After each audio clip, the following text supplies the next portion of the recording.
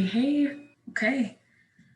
Just got done learning product rule. Now we're going to learn the power rule. So power is another word for exponent. So really what this power rule is it's something where you take a power and you raise it to another power. So it's like an exponent raised to another exponent. A little bit crazy, okay? And in fact, some people call this power of a power rule. So I would maybe add that right here. Power of a power. Okay.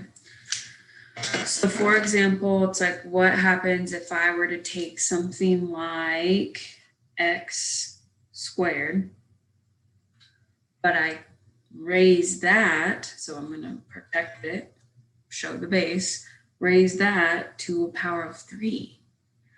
That's what we're going to be doing today. Okay, it looks crazy, but there's a rule to go along with it that'll help you solve them a little faster.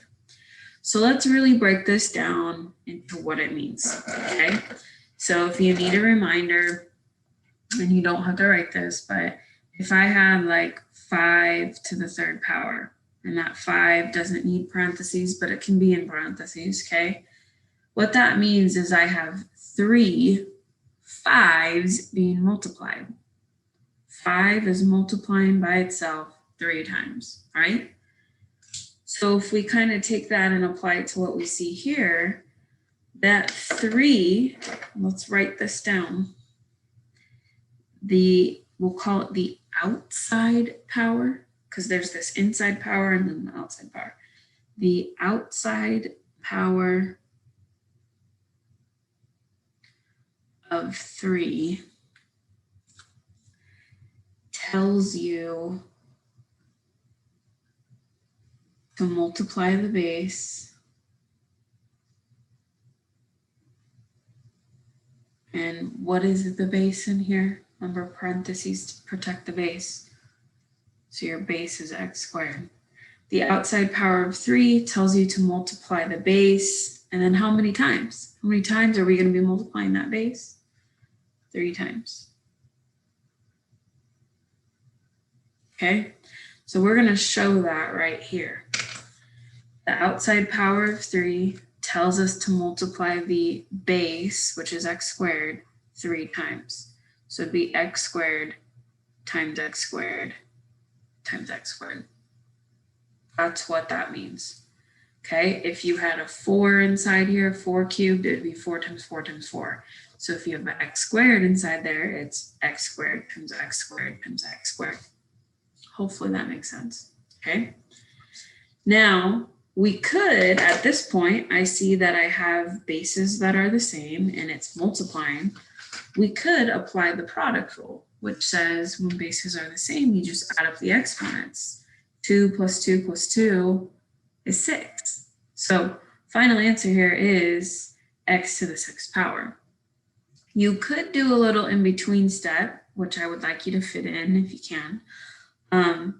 You could do a little in-between step and expand this out.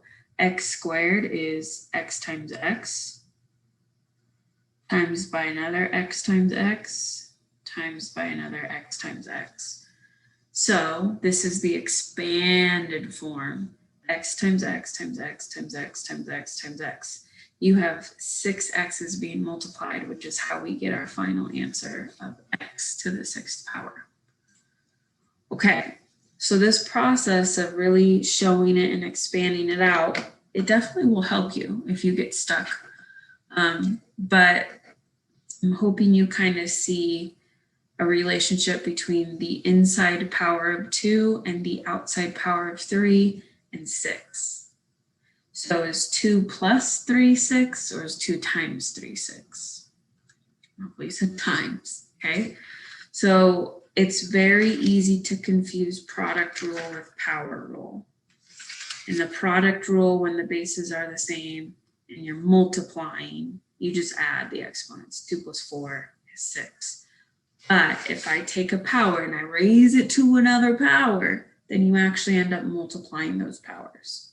Okay, so let's add that somewhere, wherever you can make it fit. I'm going to do it right here. When raising a power to a power, comma, when raising a power to a power, so I took this power and I raised it to another power, just multiply the exponents.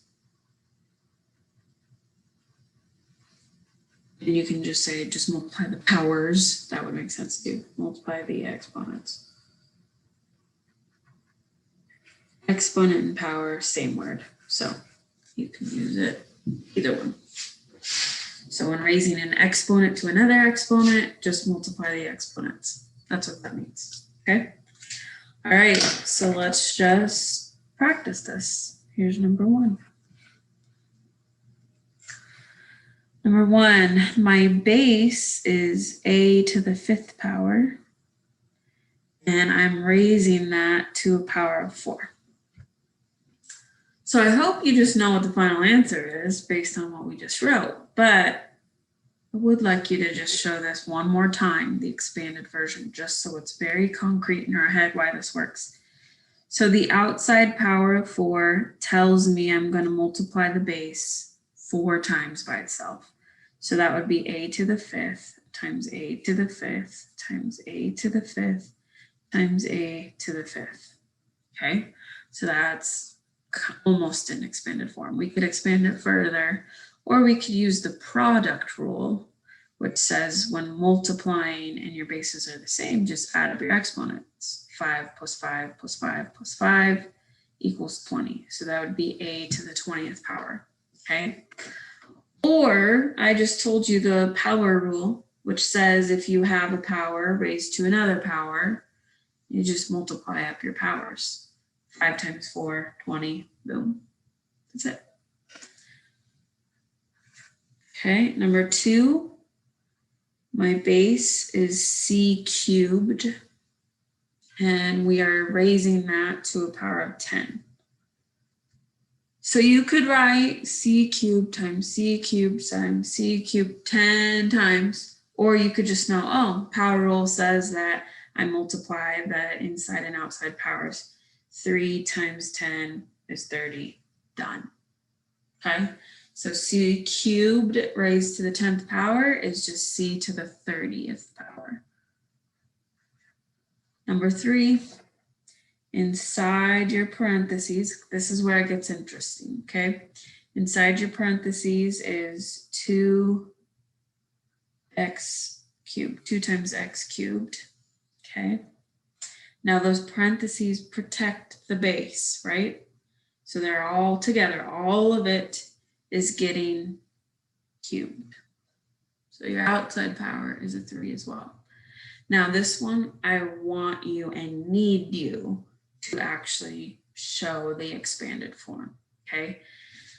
Okay, so the outside power says to multiply the base, and your entire base is 2 times x cubed. We're going to multiply 2 times x cubed how many times? 3 times. 2 times x cubed, 2 times x cubed. So that's the expanded form, partial expanded form, okay? Now, this is something we did the other day with product rule. You're just multiplying here. So I'm going to multiply my coefficients first. 2 times 2 times 2. 2 times 2 is 4, times by 2 again, you get 8. Okay? Now we can do our x's. X to the 3rd times x to the 3rd times x to the 3rd. You add the powers, right? 3 plus 3 plus 3 is 9. So 8 times x to the 9th is your final answer here, okay? So this is a good one to pull apart, because what I would hate for you to get as your answer is some kids would leave the 2 and then just do x to the 9th. And notice that it wasn't 2x to the 9th, it was 8 times x to the 9th. So what this means is there's another way to kind of quickly do this. So I want you to kind of show yourself again, put your parentheses, and do 2 times x cubed and then do an outside power of 3. Now, this is what really is happening. I mean, this is what's really happening, but this is kind of what I do in my head. It's almost like I distribute that outside power to all of the inside powers. The thing that you have to keep in mind is this 2 technically has a power. What is the power on that 2? It has a power of 1, right? So really what I do is I just take this outside power and I multiply it to all of the inside powers. So now I have 2, and then I do 1 times 3, which is 3. So I have 2 to the 3rd power. I've dropped down my x and I do 3 times 3, which is 9. Okay. And then if you were to simplify that down a step further, 2 to the 3rd power, 2 times 2 times 2, 4 times 2, which is 8. You would get 8 times x to the 9th. Okay. So some of you will like this way of expanding it out, but just I want you to imagine if that outside power was like 12, you wouldn't want to write something 12 times. It gets annoying. So knowing this little trick, it's not a trick, it's kind of a property of exponents, but you take the outside power and you just multiply it to all of the inside powers. The thing that kids miss the most is they forget that like regular numbers without powers technically have powers, or like a lonely y technically has a power of 1. So you got to remember that. Okay. Number 4. Okay, we're gonna have a lot of stuff in here just to see if you can apply what we just did. Number 3, a lot of stuff in your parentheses. You have a 5 next to an x cubed next to a y to the 4th. So that's your base, and all of that is raised to the power of 2. Okay, so you could expand this out, but I'm going to push you to not do that. I am hoping that you do this little power distribution thing. So we take the outside power of 2, and I'm going to multiply it to all of these inside powers. Don't you dare forget that this 5 has a power of 1 on it, okay? So I do 2 times 1. 2 times 1 is 2, so that would be 5 to the 2nd power. Next, we'll look at the power on the x. 2 times 3. 2 times 3 is 6, so that'd be x to the 6th. And then we'll look at y. 2 times 4 is 8, so that'd be y to the 8th. Okay, always make sure that you've simplified fully. For example, 5 squared, we can actually solve that down. 5 squared is 5 times 5, which is 25.